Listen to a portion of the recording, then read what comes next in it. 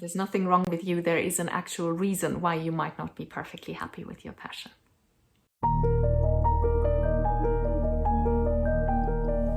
Hello, welcome to this week's Wild Spirits News. I'm Sibylla, and today I'll tell you 3 reasons why you're not perfectly happy with your passion. Now, if you're here and following this channel, it's likely that you are interested in prioritizing the thing that lights you up, or the things, your multiple passions. Passions are supposed to make us happy, give us joy. That's why we pursue them, and that's why it's so wonderful, and that's also why it's so important to prioritize them. However, there can be times when pursuing your passion can feel like a chore, like something you need to kick yourself into doing, and you ask yourself, what's wrong with me? This is something that lights me up. I love doing this. Why am I on the couch and not moving? Your mission today is to learn 3 reasons why you might not be perfectly happy with your passion, and also what to do if one of those reasons applies to you. Reason number 1 is you've hit a snag. Now, obviously this depends on your passion, but a lot of passions involve a degree of skill or mastery, something that you need to learn and then practice continually to improve. And in absolutely everybody's life, from beginner to world-class pro, there will be times when you make little to no progress. You might be working really hard, but you don't see yourself improving at all. And it can be immensely frustrating. It's your passion after all, so you really care about it. And then it can become a drag to actually go and pursue your passion again. So what do you do when that happens? First of all, realize what I just said, that this happens to everyone, including the pros. Stop comparing yourself, especially to those aforementioned pros, because that might seem you even worse in comparison. Instead, maybe go back and look backwards 6 months or a year or 5 years or 10 years and see how much you have actually improved in that time, how far you have come already.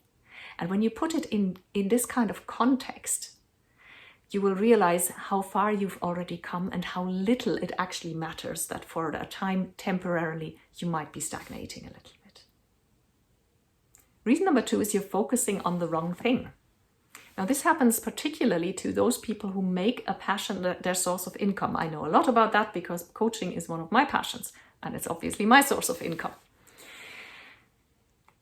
It can be really tough to work on something and make money with something that lights you up, because you end up focusing on the money, the acquisition, your clients, the administration, the tax return, all these things that you have to do, and you end up focusing on the wrong things, such as money.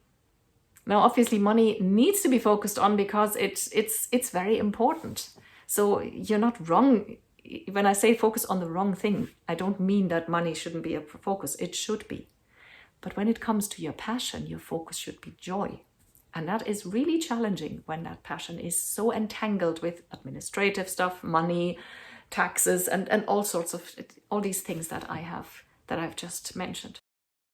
It's very easy to get distracted by everything else that's happening.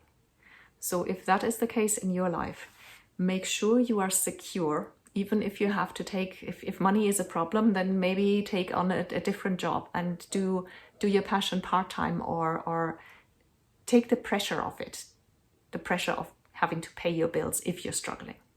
And otherwise, if you're not struggling, get help, get people to look after the administrative stuff here. It's not written anywhere that you should do everything yourself. That's why people have agents and have outsourced some of the work.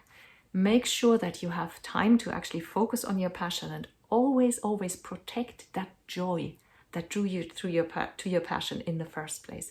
Pursue your passion in a playful way, at least part of the time, in a way that won't make you money at all, that is just purely there for your own joy. Reason number 3 is you're too busy to be perfectly happy with your passion. Now, if you are a human of our time, chances are you're doing too much. You might have a job and or a family to look after, and or kids you chauffeur around. Do your household work, keep up a busy social life, go to yoga, do sports, do all sorts of things. Recreational stress, as we can sometimes call it. And you also, because you're such a successful and achieving human, you also create space for your passion. That's fantastic. But unfortunately, passions don't work that way. If they're squeezed in between other things, if there's a 10 to 12 o'clock slot for your passion, then chances are that it will feel like a chore and that you won't really feel like doing it. Passions need some space to breathe. They need downtime. They need you rested. They need your mind not preoccupied with a million other things. So if that happens, then you need to take a good look at your life and see where you can slow down, where you can downsize, which things you can let go of.